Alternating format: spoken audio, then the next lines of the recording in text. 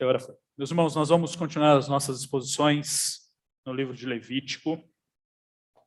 E hoje nós chegamos ao capítulo 12 de Levítico e vamos continuar essa sessão que fala sobre a purificação, que fala sobre elementos que são impuros, puros, e vamos tratá-los hoje numa mudança daquilo que nós vimos na semana passada, referente aos animais que são puros e impuros. Hoje nós vemos uma mudança no capítulo 12 para o ser humano. Então há a mudança dos animais para o ser humano e os momentos, os estados e a situação na qual estes se tornam impuros. Então eu quero convidá-los a abrir a palavra de Deus em Levítico, capítulo 12. Eu farei a leitura desse texto. Eu peço aos irmãos que acompanhem a leitura, aqueles que não trouxeram suas Bíblias, podem acompanhar a leitura aqui na projeção. Levítico, capítulo de número 12. A Escritura Sagrada nos diz assim: o Senhor disse a Moisés: diga aos filhos de Israel, se uma mulher conceber e tiver um menino, ficará impura durante 7 dias, como nos dias da sua menstruação, ficará impura. E no 8º dia o menino será circuncidado. Depois ela ficará 33 dias a purificar-se do seu sangue. Nenhuma coisa santa tocará, nem entrará no santuário, até que se cumpram os dias da sua purificação. Mas, se tiver uma menina, ficará impura durante 2 semanas, como na sua menstruação. Depois ficará 66 dias a purificar-se do seu sangue. E cumpridos os dias da sua purificação pelo nascimento de um filho ou de uma filha, trará o sacerdote à porta da tenda do encontro um cordeiro de 1 ano por holocausto e um pombinho ou uma rolinha por oferta pelo pecado. O sacerdote oferecerá esse sacrifício diante do Senhor. Pela mulher fará expiação, e ela será purificada do fluxo do seu sangue. Esta é a lei a respeito da que der à luz um menino ou uma menina. Mas, se as suas posses não lhe permitirem trazer um cordeiro, então a mulher trará 2 rolinhas ou 2 pombinhos, um para o holocausto e outro para a oferta pelo pecado. Assim, o sacerdote fará expiação pela mulher e ela ficará pura. Vamos orar mais uma vez. Senhor, nós te agradecemos pelo privilégio que o Senhor nos dá de podermos juntos como igreja nos reunirmos nesta manhã para te adorarmos, para ouvirmos a leitura da tua palavra, para nos achegarmos a ti em oração. E agora, ó Pai, nesse momento do culto, no qual ouviremos a exposição da tua palavra, que o Senhor tenha misericórdia de nós, para que possamos compreender e que o Senhor nos fortaleça e nos dê disposição para viver em consagração ao Senhor, sabendo que o Senhor é o Deus Todo-Poderoso e a tua palavra nos ensina como devemos viver para a sua glória. Essa é a oração que fazemos em nome do teu Filho amado Jesus Cristo. Amém. Amém. Queridos, nós estamos e começamos na semana passada esse terceiro bloco, na verdade, do livro de Levítico, que vai do capítulo 11 até o capítulo de número 15. E nesse terceiro bloco, nós vemos aqui as leis a respeito da purificação. Aquelas leis que vão ser dadas ao povo de Deus e as definições que vão ser apresentadas a respeito daquilo que é puro e daquilo que é impuro, daquilo que é santo e daquilo que é profano. E quando nós olhamos, na sessão anterior, lá no capítulo de número 10, nós vimos que esta era uma das principais atribuições do sacerdote. O sacerdote, ele deveria ensinar e ele deveria, então, passar para o povo aquilo que era santo e profano, aquilo que era impuro e puro, e eles deveriam ensinar os estatutos do Senhor para que, então, o povo pudesse andar de acordo com a vontade do Senhor. E nós chegamos àquele quadro, né, de entendermos um pouco aquilo que é sagrado e aquilo que é santo, aquilo que é impuro e aquilo que é puro. E nós vimos na semana passada que muitas vezes aquilo que é determinado como impuro não quer dizer que seja pecaminoso. Então, muitas vezes, e muitas das descrições que nós vimos a respeito dos animais, e vimos na semana passada que talvez algumas delas não fariam nem muito sentido hoje no que seria puro, ou por que seria impuro ou puro, mas nós vimos que o Senhor, então, dá essas leis ao povo e dá essas descrições para que o povo pudesse estar diante dele em santidade. Então, nem sempre a impureza significa pecaminosidade. E quando nós chegamos no capítulo de número 11, nós vimos exatamente isso, que o povo de Deus, e como povo de Deus, nós deveríamos nos submeter a Deus e a sua palavra, nós deveríamos nos separar das formas do mundo e viver uma vida de adoração ao Senhor, refletindo a sua santidade. E aquilo que nós consideraríamos puro seria aquilo que Cristo considerou puro. A nossa vida deveria ser para a glória de Deus.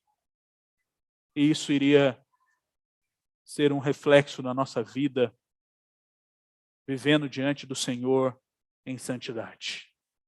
E quando nós chegamos, enfim, no capítulo de número 12, nós podemos ver aqui um exemplo muito claro de algo que era considerado impuro, que passaria por todo um ritual, mas que não era pecaminoso, que não era pecado. E aqui o texto ele está falando sobre a mulher ao dar à luz, e ela coloca tanto a descrição para o filho quanto para a filha, menino ou menina, e mostra todo esse período de purificação. E quando nós lemos esse texto, talvez a gente pare e olhe assim, pastor, o que isso tem a ver com a minha vida? Principalmente os homens, né?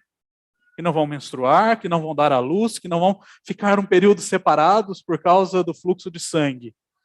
Lá no capítulo 15, a gente vai voltar e vai falar dos homens. Mas talvez esse texto não faça tanto sentido. E domingo passado, após o culto, eu brinquei com a menina do Mauro. Uau! Uma experiência interessante, um texto interessante. E como que nós aplicamos isso à nossa vida? Como que nós entendemos aqui e como nós extraímos aplicações a respeito de viver de acordo com a vontade do Senhor nesta determinação que o Senhor dá a respeito da impureza após o nascimento. E aqui a minha ideia nesta manhã é passar com vocês o que o texto está dizendo. Essas duas divisões do texto, do verso 1 até o verso 5, e depois do verso 6 até o verso 8, e entendermos como isso se aplica à nossa vida. Então, o texto ele vai descrever na sua primeira parte aquilo que acontece com a mulher após dar à luz. E aqui o texto ele começa com aquela distinção, né, com aquele tópico que separa cada uma das seções do livro de Levítico. O Senhor disse a Moisés. Ele coloca, se a mulher conceber. E queridos, aqui nós não estamos falando de algo pecaminoso. Nós estamos falando de algo que o próprio Deus havia ordenado. Quando lemos Gênesis, nós vemos o Senhor dizendo a Adão e Eva, vocês precisam multiplicar. Quando olhamos lá em Gênesis 3, nós vemos que ela daria luz a filhos. Quando lemos o Salmo de número 127, o Salmo 128, nós vemos que os filhos são herança do Senhor. Então aqui nós não temos uma situação de pecado, mas nós temos uma situação de impureza. E quando a gente pensa nesse primeiro tópico, nós precisamos entender que nós precisamos desenvolver pureza. A Escritura, ela clama e ela deixa bem clara que para viver diante do Senhor há necessidade de pureza. Aqui nós estamos falando de uma impureza não pecaminosa, nós estamos falando de uma impureza ritual. Aquela mulher, ela não poderia fazer o processo de adoração ao Senhor no sistema sacrificial.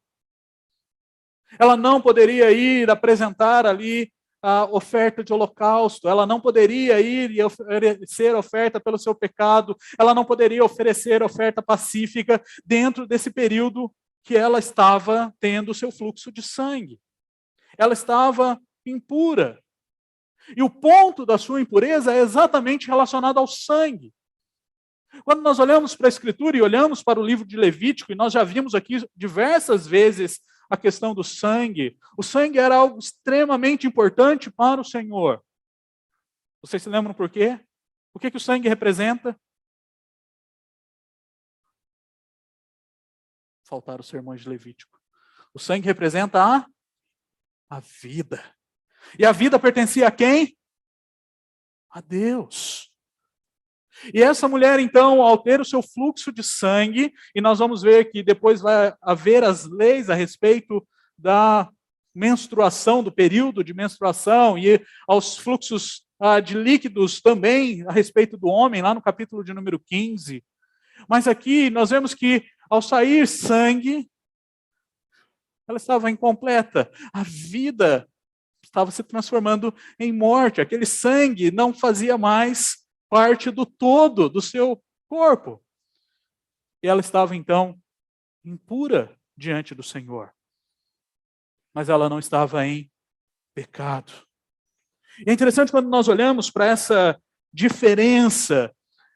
Essa semana eu fiz uma pergunta para o Fernando Mauro, né? E talvez a gente possa pensar e começar a desenvolver isso. Nenhum comentarista vai trazer isso de maneira específica. Mas talvez hoje nós não tenhamos objetos de impureza e momentos e situações de impureza que não sejam pecaminosas.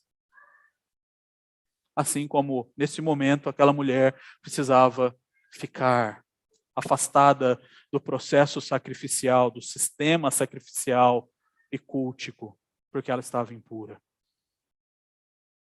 Nós vamos ver o porquê eu digo que a nossa impureza,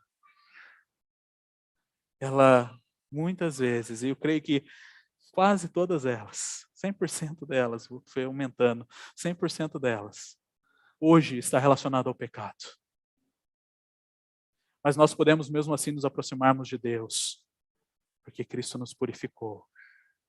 Mas o texto aqui, ele está mostrando e dizendo que aquela mulher, ela não poderia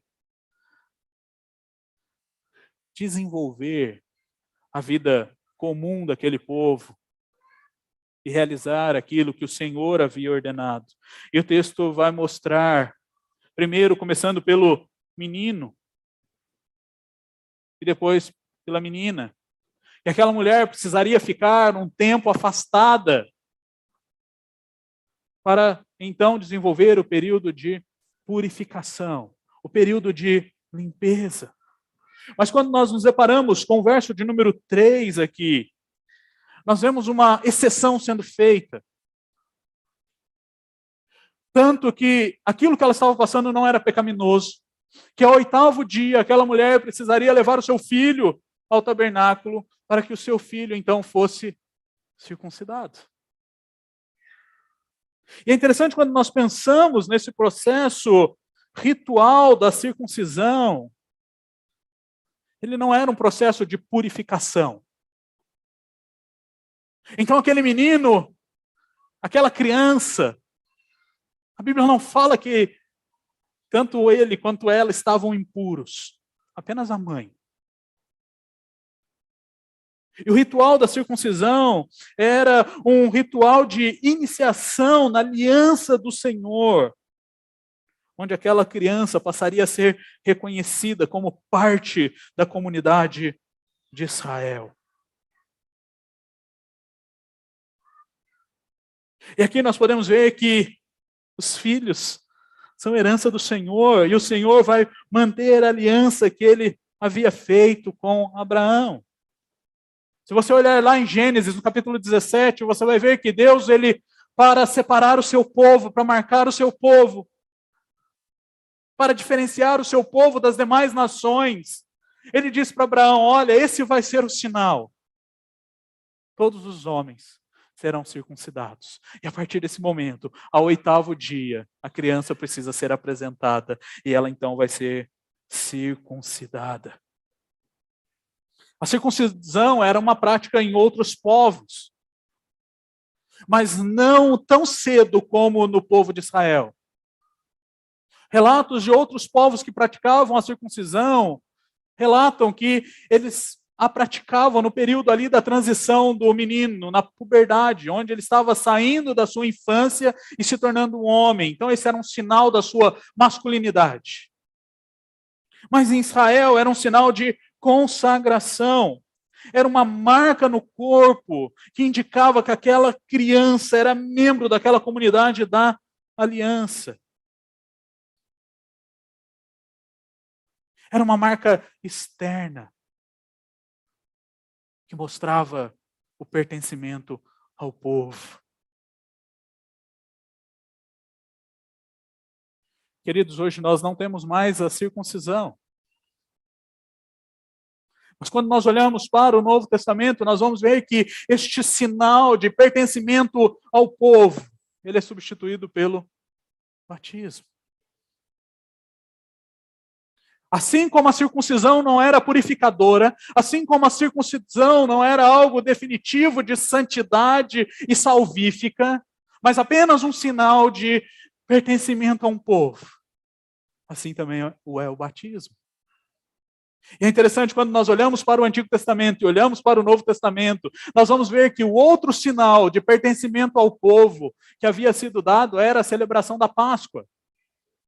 E quando você olha lá para Êxodo, no capítulo 12, você vai ver que aqueles que eram de fora da comunidade de Israel, que não haviam passado pela circuncisão, para celebrarem a Páscoa, eles deveriam passar pela circuncisão. E quando nós olhamos para o Novo Testamento, nós vemos que a Páscoa ela vai ser um sinal substituído pela ceia, porque o cordeiro já havia sido imolado. E nós então tomamos da ceia como parte da aliança. E para tomar da ceia, você precisa ter passado pelo batismo. Estes dois sinais são apresentados para mostrar como o Senhor preserva e cuida do seu povo. E mesmo em um momento de impureza, aquela mulher deveria levar o seu filho para ser circuncidado. Porque a circuncisão era prioridade no processo ritual. A circuncisão era algo que deveria vir em primeiro, porque era um sinal de identificação, mas não de purificação. Porque senão nós teríamos um problema. Se a circuncisão fosse um sinal de purificação, as mulheres, elas seriam impuras por toda a sua vida.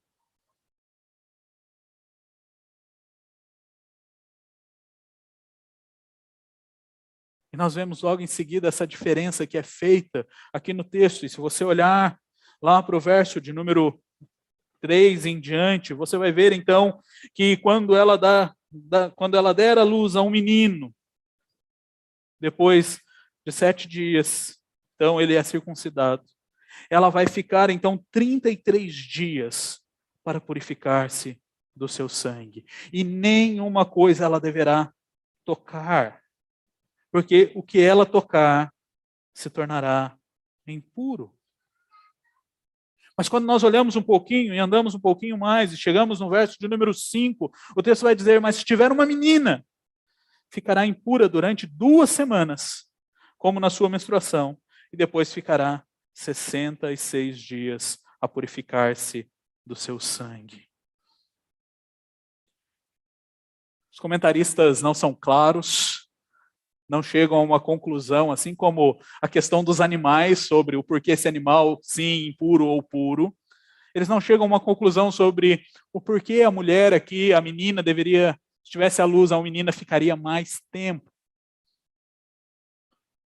E ontem eu ainda consultei a obstetra de plantão para ver se teria mais sangue se fosse uma menina e o período de fluxo sanguíneo talvez pudesse ser maior e ela exigiria mais tempo. E a minha consulta, não tem nada que possa comprovar isso.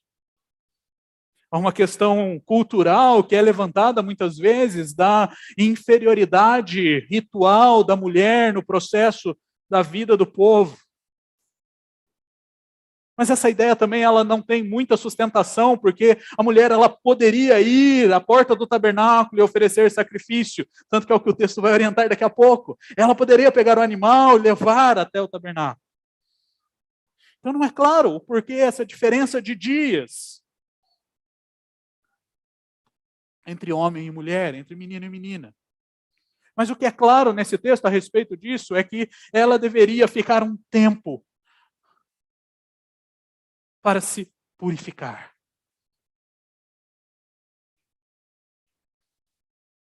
Quer 30 dias, quer 40 dias, quer 80 dias. Mas era um tempo de limpeza,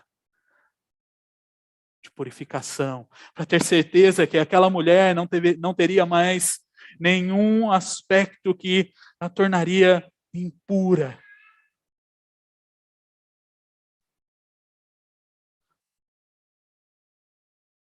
Isso nos mostra a necessidade diante do Senhor de pureza.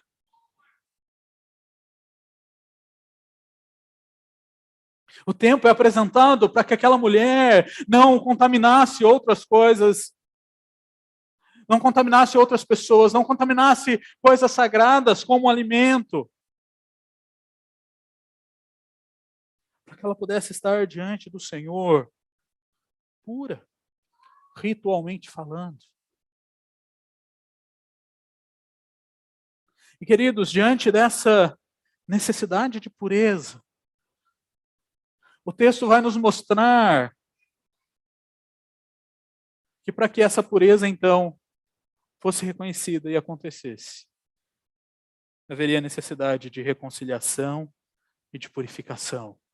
E a partir do verso de número 6, o texto começa a trabalhar aquilo que iria acontecer quando os dias, então, fossem cumpridos. Então, verso de número 6, e cumpridos os dias da sua purificação pelo nascimento de um filho ou de uma filha. O texto vai dizer que trará então ao sacerdote a porta da tenda do encontro, um cordeiro de 1 ano por holocausto e um pombinho ou uma rolinha por oferta pelo pecado. Aqui nós nos deparamos com o segundo período de purificação. E 2 sacrifícios são necessários para cumprir esse ritual. O primeiro apresentado é a oferta de holocausto. Sinal de aproximação do Senhor, de reconciliação, de comunhão com Deus. Aquele ritual que era feito para que o povo, então, pudesse ser aceito na presença do Senhor. Aquela mulher estava impura, ela estava separada, ela estava longe da comunhão de Deus. E ela precisava, então, restaurar essa comunhão com o Senhor. E para fazer isso, ela precisava trazer um sacrifício. E aqui o texto ele não vai descrever esse sacrifício, porque ele já é descrito lá no capítulo 1, na oferta de holocausto. Então, ao trazer o corban, para estar próxima do Senhor, ela faria essa reconciliação. Mas o texto traz uma palavrinha, né, que fala assim, peraí, pastor, o senhor está falando desde o início do seu sermão que a impureza dessa mulher não está relacionada ao pecado. Aí chega agora, no verso de número 6, o texto vai dizer que ela precisa trazer uma oferta pelo pecado. E que o sacerdote vai oferecer esse sacrifício por expiação. Quando nós olhamos para essa segunda oferta pelo pecado, ela não tem a ideia e a intenção, assim como já foi descrito lá no capítulo de número 4, apenas de perdoar o pecado direto cometido. Mas a oferta pelo pecado traz a ideia e o sentido da purificação. Aquela mulher estava longe do Senhor. Ela tinha passado pelo processo da impureza através do seu fluxo de sangue. E agora ela precisa cumprir esse ritual, se purificando. E este é o processo descrito lá no capítulo 4, pela oferta de pecado. E por meio desses dois sacrifícios, a mulher, então, ela vai ser readmitida à vida religiosa de Israel.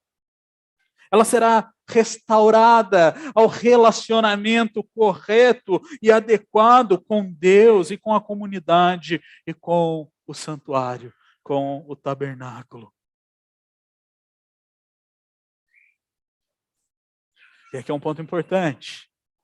Quem traz essa oferta não é o marido, não é um representante, não é o chefe da tribo que aquela mulher pertencia, mas é aquela própria mulher. Porque quem precisa de purificação e de reconciliação é ela. É que é um ponto importante quando nós pensamos nesse aspecto. Você não pode viver a vida de santidade do outro e nem pelo outro. Você não pode viver a vida de pureza e de purificação pelo outro, nem do outro. Nós somos responsáveis por desenvolvermos a nossa vida de santidade e de pureza. E quando nós não desenvolvemos, nós prejudicamos o outro. Porque nós fazemos parte de um corpo, de um todo. Sangue precisaria ser derramado para que houvesse, então, reconciliação e para que houvesse purificação.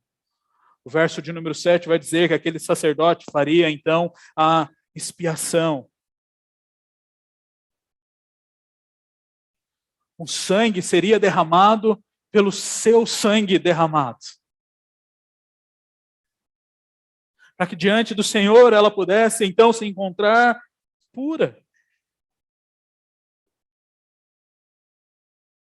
Para que ela pudesse, então, adorar ao Senhor na plenitude daquilo que o Senhor havia estabelecido.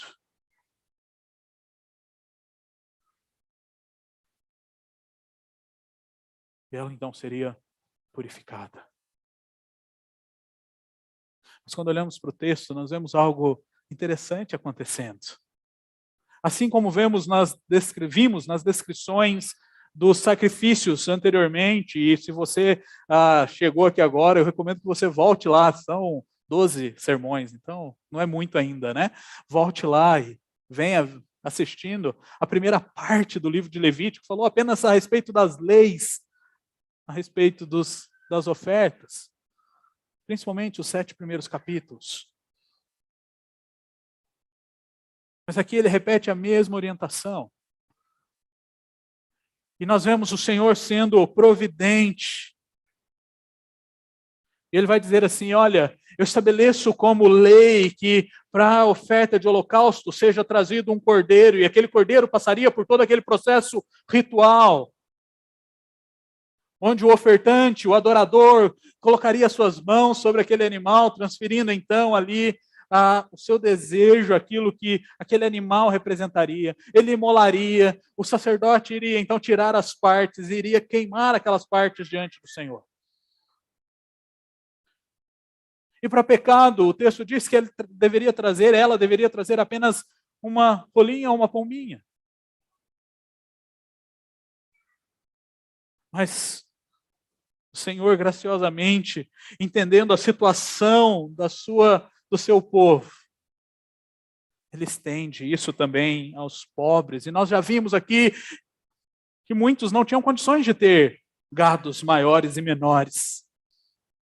E o Senhor então diz que aquela mulher, para se purificar, para cumprir o ritual da purificação, ela poderia também apresentar 2 rolinhas ou 2 pombinhos.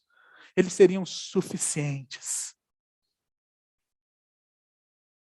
E provavelmente esta extensão e ampliar essa possibilidade também para que todos pudessem fazer isso, mostra que aquilo não era relacionado ao pecado, porque não tinha toda aquela seriedade do gado maior, assim como vimos anteriormente no capítulo 5 e no capítulo 4. É apenas um ritual de purificação. Então o texto diz: se as suas posses não lhe permitirem trazer um cordeiro, então ela trará 2 rolinhas ou 2 pombinhos, um para o holocausto e outro para a oferta pelo pecado. E assim o sacerdote fará expiação pela mulher, e ela ficará pura novamente. Queridos, quando a gente olha para esse texto, e olhando para essas explicações, e talvez ainda meio perdidos sobre como isso vai se aplicar à nossa vida, nós podemos olhar para o Novo Testamento, e no Novo Testamento nós vamos ver que hoje nós não precisamos mais, e as mulheres não precisam mais passar por este processo de restauração ritual da sua impureza.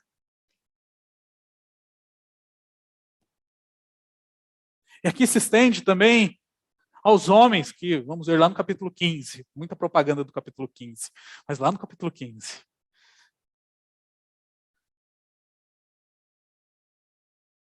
Porque em Cristo nós recebemos a purificação e em Cristo nós somos reconciliados. E quando nós olhamos para a descrição da vida de Cristo, e se você abrir a sua Bíblia lá em Lucas, no capítulo de número 2, você vai ver que o nosso Senhor Jesus, ele cumpriu todos os termos da lei, e até mesmo Maria cumpriu capítulo 12 de Levítico. O texto vai dizer lá no verso de número 21, e ao se completarem 8 dias, quando o menino foi circuncidado, deram-lhe o nome de Jesus. Esse nome tinha sido dado pelo anjo antes de o menino ser concebido. Passados os dias da purificação deles, segundo a lei de Moisés, 33 dias depois da circuncisão, completados seus 40 dias, levaram o menino a Jerusalém para o apresentar ao Senhor, conforme o que está escrito na lei do Senhor. Todo primogênito será consagrado. E também foram para oferecer um sacrifício, segundo está escrito na referida lei, um par de rolinhas e 2 pombinhos. Aqui nós vemos que a vida de Cristo não foi uma vida majestosa, num palácio real, porque a sua família, a sua mãe, levou para o holocausto a oferta que estava sendo destinada e prescrita para aqueles que não tinham posses.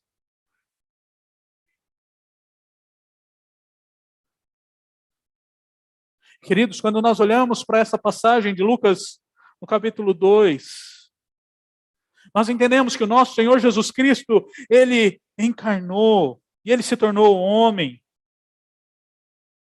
Ele foi submetido à lei. Ele foi circuncidado ao 8º dia. A sua mãe cumpriu o sacrifício que estava estabelecido pela lei de Moisés. E vemos que o nosso Senhor, ele foi criado em um lar que honrava a palavra de Deus e observava os ensinamentos da Escritura. Assim como a gente olha lá no verso 41, até o final do capítulo 2 de Lucas.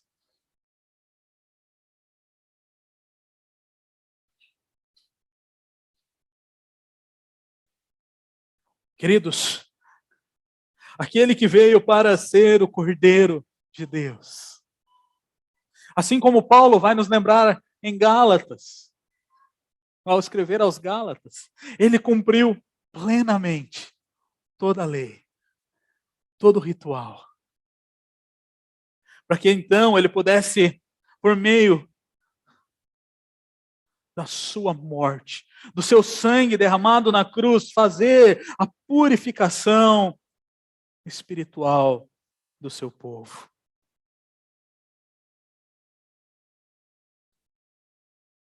João vai nos lembrar, lá na sua primeira epístola, capítulo 1, no verso 7, que é por meio do sangue de Jesus, ao andarmos na luz, como Ele está na luz, nós mantemos comunhão uns com os outros. E o seu sangue, o sangue do seu Filho, nos purifica de todo o pecado.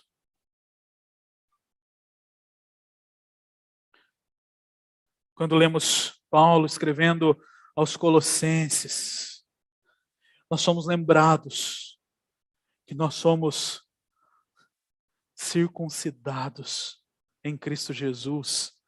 Colossenses capítulo 2, versos 11 e 12. A Escritura diz assim: nele também vocês foram circuncidados, não com uma circuncisão feita por mãos humanas, mas pela remoção do corpo da carne, que é a circuncisão de Cristo, tendo sido sepultados juntamente com ele no batismo, no qual vocês também foram ressuscitados por meio da fé no poder de Deus, que o ressuscitou dentre os mortos.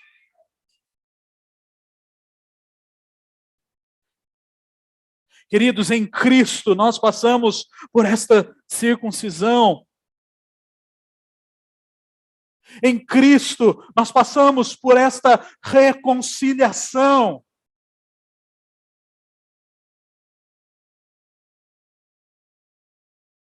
E aqui mesmo você não sendo uma mulher, e mesmo você sendo mulher, tendo dado à luz, você não precisa passar mais 40 ou 80 dias num período de limpeza e purificação e depois oferecer sacrifício. Você não precisa se afastar da comunhão do Senhor, porque Cristo Jesus, por meio do seu sacrifício, nos deu livre acesso à presença de Deus. Por meio do seu sacrifício, Ele faz aquilo que nós não poderíamos fazer por causa dos nossos pecados. Ele nos reconcilia. Nosso pecado nos separa. O nosso pecado nos torna impuro. Eu preciso me lembrar que não há outro meio de purificação a não ser pelo sangue de Cristo Jesus. Porque Ele nos purifica tanto ritualmente, nós não precisamos mais cumprir o rito do sistema sacrificial estabelecido em Levítico, porque Cristo cumpriu cabalmente. Quanto moralmente, quando pecamos, nós temos alguém que nos purifica de todo pecado. Esse alguém é Cristo. Esse alguém é Cristo. Então, ao lermos Levítico capítulo 12, nós precisamos nos lembrar que há necessidade de vivermos vida pura diante do Senhor. O Senhor exige de nós pureza. E o Senhor graciosamente providenciou a reconciliação e a purificação por meio do sangue de Cristo.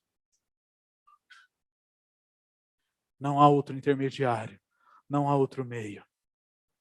E diante disso, nós nos lembramos daquilo que nós acabamos de ler. Em Hebreus, capítulo de número 9. Quando, porém, Cristo veio como sumo sacerdote dos bens já realizados, mediante o maior e mais perfeito tabernáculo, não feito por mãos humanas, quer dizer, não desta criação, e não pelo sangue de bodes e de bezerros, mas pelo seu próprio sangue, ele entrou no santuário, uma vez por todas, e obteve uma eterna redenção. Portanto, se o sangue de bodes e de touros e a cinza de uma novilha, aspergidos sobre os contaminados, os santificam quanto à purificação da carne, muito mais o sangue de Cristo, que pelo Espírito eterno a si mesmo ofereceu sem mácula a Deus, purificará a nossa consciência de obras mortas para servirmos ao Deus vivo. O que devemos fazer? Querido, toda vez que entendemos a obra de Cristo, toda vez que entendemos aquilo que Cristo fez por nós na cruz, nós devemos ser compungidos a entregarmos a nossa vida a Ele.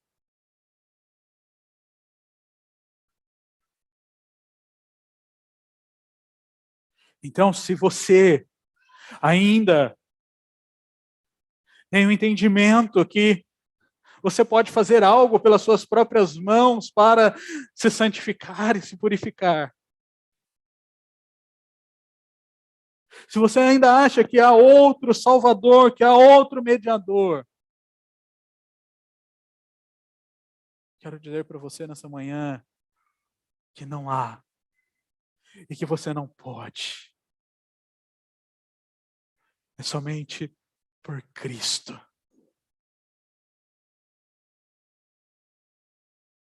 Somente por Cristo. Você deve entregar a sua vida a Ele.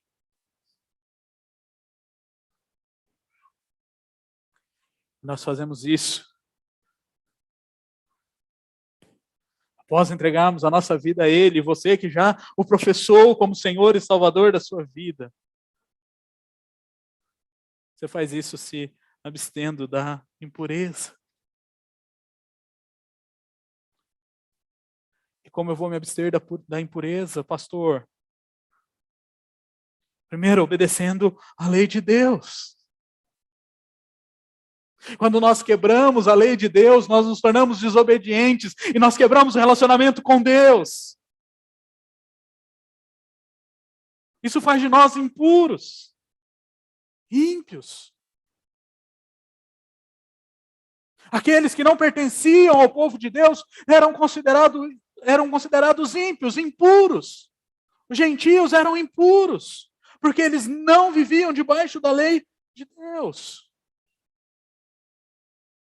Então, para se abster da impureza, você precisa viver vida obediente à lei de Deus.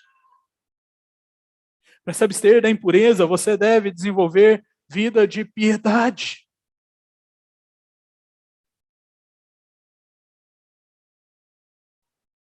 E o que é desenvolver vida de piedade? Desenvolver vida de piedade é desenvolver vida relacional com o Senhor.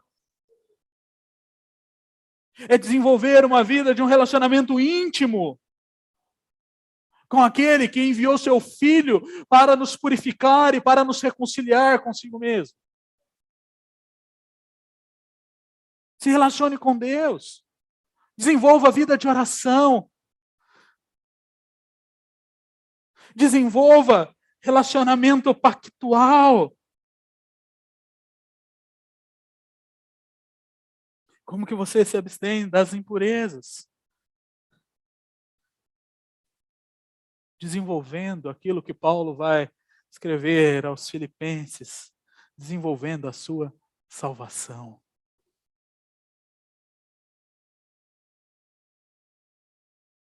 E como que você desenvolve a sua salvação? Vivendo como nova criatura.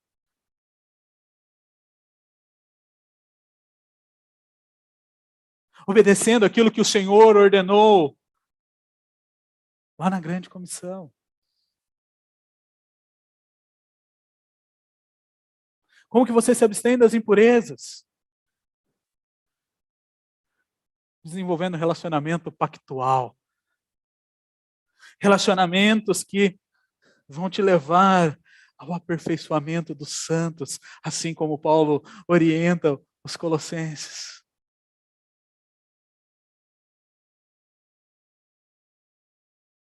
Querido, você não vai se abster da impureza se você resolver caminhar sozinho.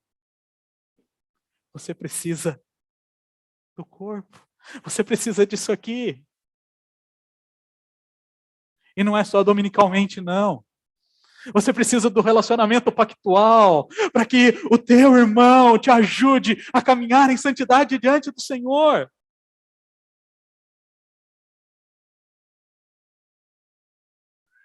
Nós precisamos da igreja.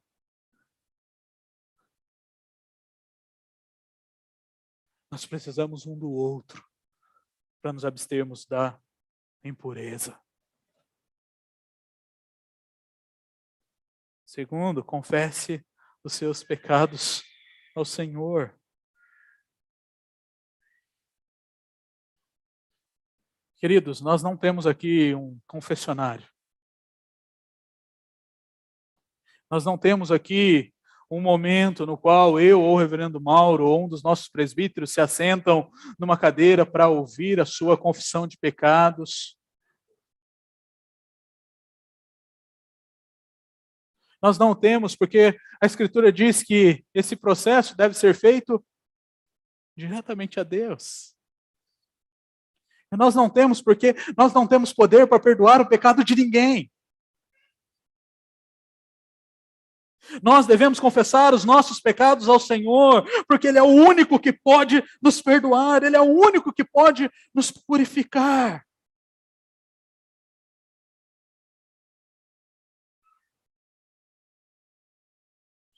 O sangue de Cristo derramado na cruz é suficiente. Suficiente, eficaz. Nada mais é necessário para que os nossos pecados sejam perdoados. Então precisamos confessar.